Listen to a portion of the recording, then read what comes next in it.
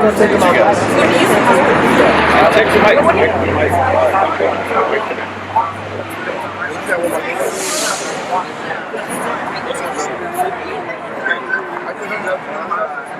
Oh, he isn't here.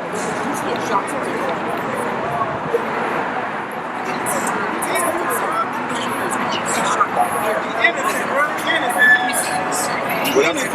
What?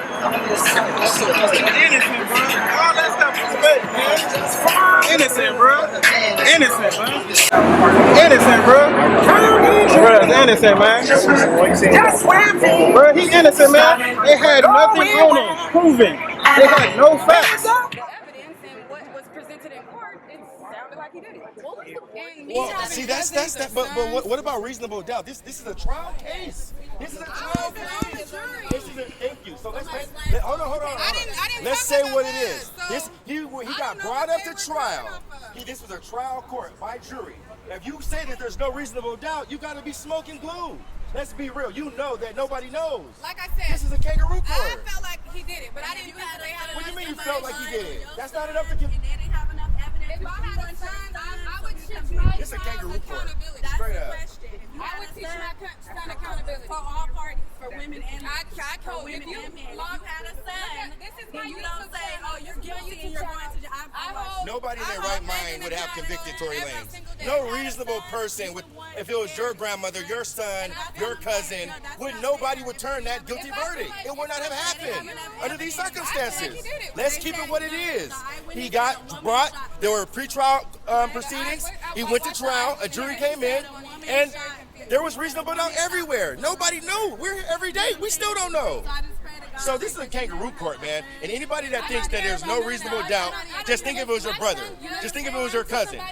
Just think about it like that. Would you have brought in a guilty plea? And I still think that's no shit. But if I have a son and he does something wrong, he's gonna be held accountable. Was there reasonable doubt? No, I really gotta say this though. Both y'all got me.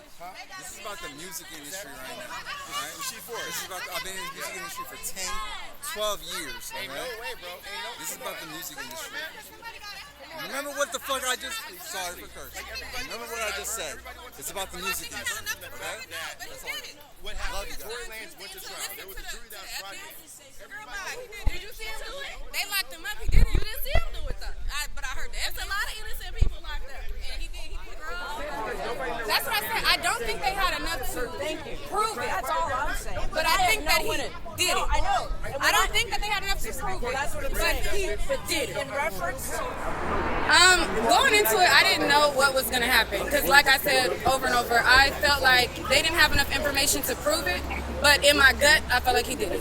So it was interesting to watch how the jurors reacted to certain parts that was said in court. I felt like the defense was winning a lot of it because they made a lot of sense into their points, but when Kathy Todd did her closing statement, after that, I was like, I really don't know. She laid it so clear, so concise, and at that point, I was just like, I don't really see how they can go any other way than he did it, but I felt like the jury instruction was like, if it was beyond a reasonable doubt, I don't think it was beyond a reasonable doubt, if that makes sense, so I don't know. They say flashbang, meaning that's when the first gunshot went off, okay? So then they got back into a tussle. They say Tory Lanez Payne was going this way, that way, and they heard 1, 2, 3, 4 gunshots. If they heard those 4 gunshots again, I asked you, how was his DNA not on the gun? How did he not have gunshot residue on him? Okay, then they were all fighting at some point in time. Those are my questions right there. So he should have been found not guilty based on the guidelines from the judge. it's so true. Woman, but as his testimony progressed, it became pretty obvious that this was the first time, him sitting on the witness stand, was the first time anyone has ever really pressed him about what he saw. Like, really taken some time to question him about it. Because he started talking about the muzzle flashes, and then he said, yeah, the muzzle flashes happened right around the time the guy got out of the car. Wait a minute. And then he ended up saying that he's realized that, yeah, he had an object in his hand, and he was firing it at the woman. He was firing everywhere. And the quote from the prosecutor was, how many shots did you see the short guy shoot when you said he was firing everywhere? And he at first answered several. And then the prosecutor said, how many do you think? And the way he answered it, he just said, 4 or 5. And to me, that was the bombshell moment of the trial, because that's how many shots were fired. There were 5 shots fired, but the 4 to 5 matched perfectly. And just his kind of natural reaction and the way he gave the answer, it was, this is an eyewitness who doesn't have a stake in the case at all. And he kind of just became a prosecution witness on the stand. And Tory's own lawyer brought up in closings that, if he was such a great prosecution witness, why didn't the prosecution call him? And I think the answer is probably because they saw him on your witness list and heard you talking about what a great witness he was going to be for you.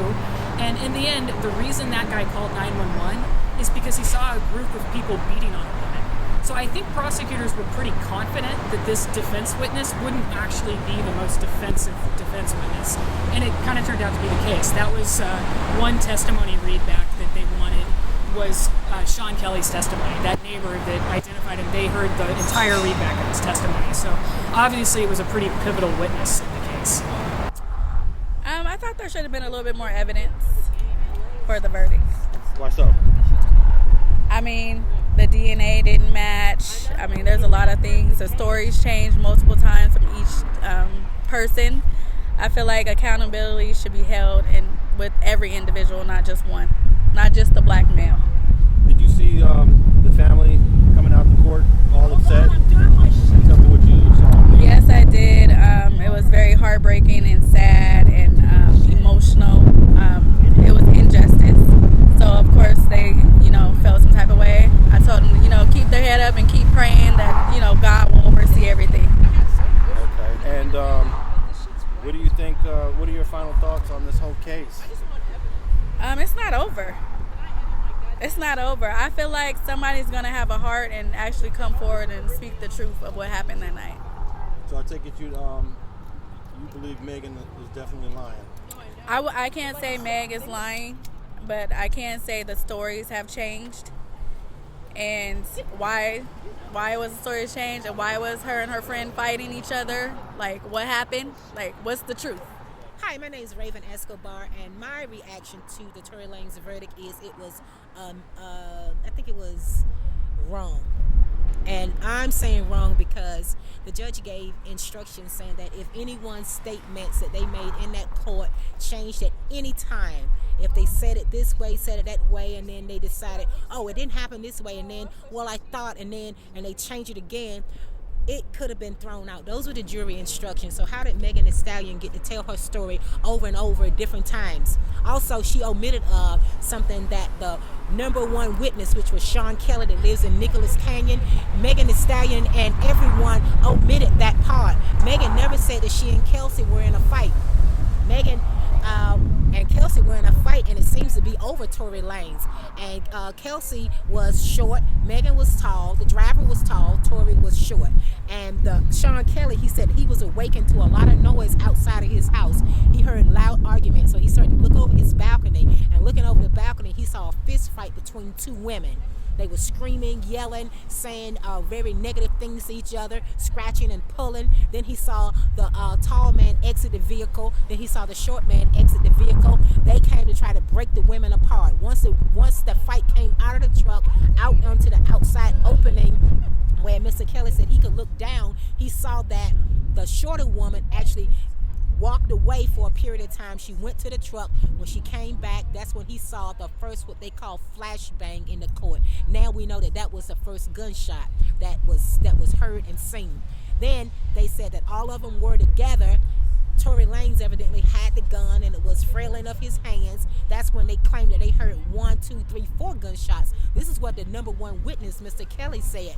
But when Los Angeles Police Department played the gunshots in the courtroom, they didn't match up to what he said, his timeline, and how he said that it happened. Because their gunshots is like 1, 2, 3, then 1, 2, 3, 4, or something of that nature. Also, Tory Lanez did not have any gunshot residue on his hands. So how did he fire 1, 2, 3, 4 shots, no gunshot residue?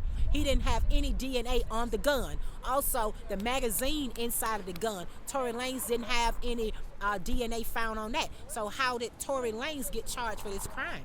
Did you see the family reaction after the verdict, and what did you think about that? I saw it and I thought it was warranted because, it takes a lot to go through these sort of things, and especially if your child is sitting there facing 22 years or maybe in Los Angeles life. I don't know if I know he's charged with more than one crime, so Los Angeles could strike you out and he could be doing 25 to life behind what I think was a love triangle. It was emotional because I like evidence, and like I said before, I was a victim of a violent crime, and I came to court, or I even before to court, when I went and talked to the Beverly Hills Police Department, I had pictures, I had video, I had emails, because I knew people weren't going to believe me because the people that robbed me were famous. So the other thing I want to say is, when you come to court, come prepared, whether it's how you dress and how you act and who your crew is. If your crew comes to court dressed like hookers and trying to just jump on camera and not realizing the guy that sleeps around with a bunch of chicks that dress like hookers. And I'm not trying to be mean. I'm saying this is life and death when you come to court. Understand, this isn't about blogs and hits. This is about life and death. And again, I've covered a lot of high-profile cases: Jeffrey Epstein, R. Kelly, Harvey Weinstein, the college scandal, Conor McGregor. I've shot in New York, Boston, and LA, and I've been shooting for over 10 years. So don't just think I'm talking out the side of my ass. Court is court, and there's a lot of layers to this. But it's not about you being on camera. It's about supporting the family and maybe toning down how you dress.